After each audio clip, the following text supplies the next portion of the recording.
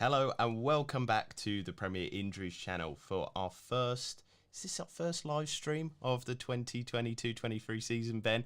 We're happy to be back and we're just looking forward to be discussing our first team injury news of this season as well. There's been a lot of questions sent in to us, so we thought we'd go live and we're going to talk all about Spurs. So Ben, let's start it off. The big reason why we're on today is Perisic. So what is the latest update about his pre-season injury? Yeah, of course, they're out in Thailand at the moment, training with the squad. Now, Perisic picked up a calf problem at the back end of the Serie A season. Now, while he's progressed and recovered really well from that, he's still not fully integrated with the group, so he's working on an individual program. But rest assured, he isn't too far away. In terms of his overall injury history, particularly in Serie A, he's a player who was available, had an availability rate of 95% plus. I know he had a loan spell at Bayern Munich, didn't go as well, but certainly at Inter Milan, it was fantastic. So, generally, in the grand scheme of things, nothing much to worry about there, and hopefully should be back very soon. So in the terms of it, would you be worried about this kind of game week one, him starting? Because it looks like at the moment he's been brought into the team to be the first place left back. Do you expect him to start then? No worries at all over that? Yeah, I mean, look, there's still a little bit to go. We never quite know how you're going to transition from working individually, then integrating with the group, and then playing, of course, in these non-competitive friendly games and then into the Premier League. But look, everybody will be working behind the scenes with the target and the goal to getting them ready for that opening weekend. And that weekend is coming very soon, but do stay subscribed to the channel because we've got so much good content coming out. We've got each team a preview. We're going to be going through all of them with injury analysis as well, but some really good data deep dives and tactical insights as well from some of the biggest and the best in the industry. And we can confirm that StatsBomb are coming on, so that's a really exciting one. But Ben and I have been working behind the scenes getting some really good other interviews as well. But let's move it over to Matt Doherty then. We saw towards the end of last season, it was April, I think from memory, that he got his MCL injury. What's the kind of prospects with that then? Is he going to be fit for game week one? Is he going to be having a good start to the season? Or is that type of injury something that people should be worried about in terms of, betting on him or putting them into their fantasy Premier League team? Yeah, you're right, Jason, that was early April, and there was hope that he could potentially have returned for that Nations League games after the domestic campaign had finished. We all, of course, know that didn't happen. That additional recovery time, it just meant that no risks were taken. He was allowed to recover fully. Now he's back with the squad, training as normal.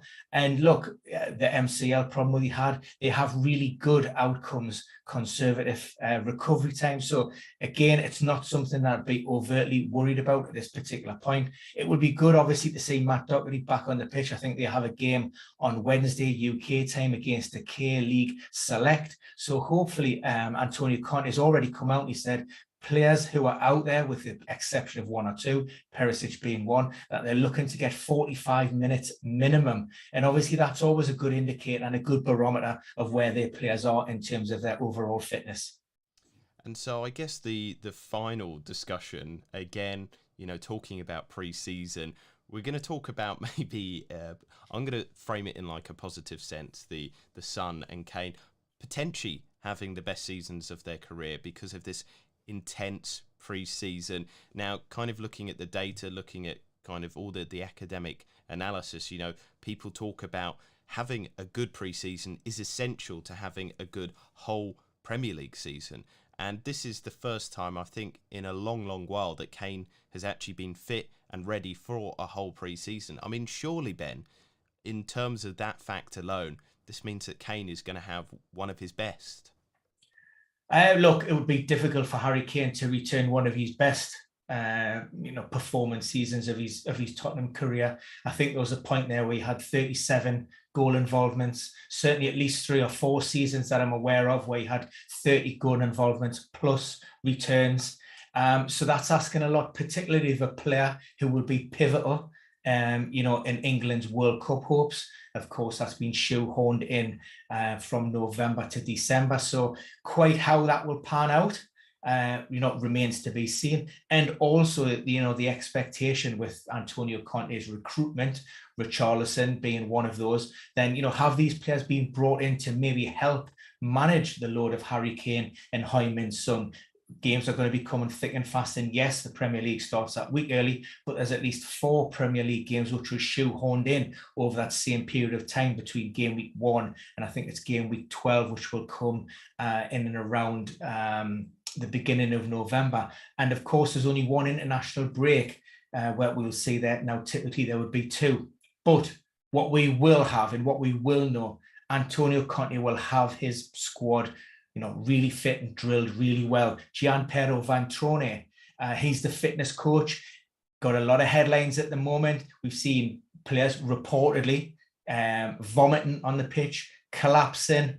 Nothing too serious. Everybody has walked off, but he's been referenced by Chiellini in the past, Zinedine Zidane. He talks about pre-season training. Not only will the Marine, as he's also known as, will tire you out in training, but he will kill you. I'm dead, Chiellini was quoted as saying after one of his sessions in the pre-season program. So Antonio Conte will have a game plan, and Ventura, they will sit down and they will collectively look to bring that program together, and they want to make sure that those players are in a position to deliver the philosophies that Antonio Conte wants to instill. Now, we've seen Tottenham with a massive upturn, once Antonio Conte was installed as a new boss.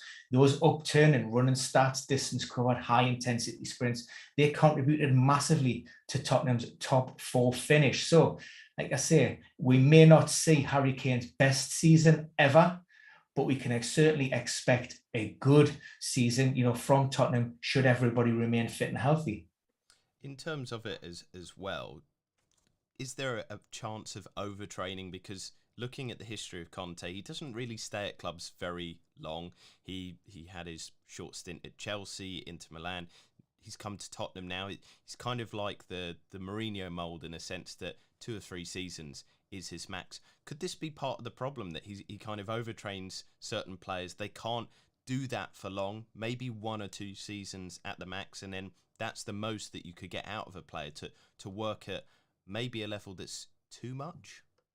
Yeah, of course. Like I say, I mentioned before, this season's going to be unprecedented. And let's not forget what went on before this, shortened pre-season and the Euros last year. So players, have had very little time off and very little, competitive play. There's been a lot of fixtures shoehorned in there. Last Christmas, the festive program was heavily disrupted through COVID, and that carried over, through to the second or the latter part of last season.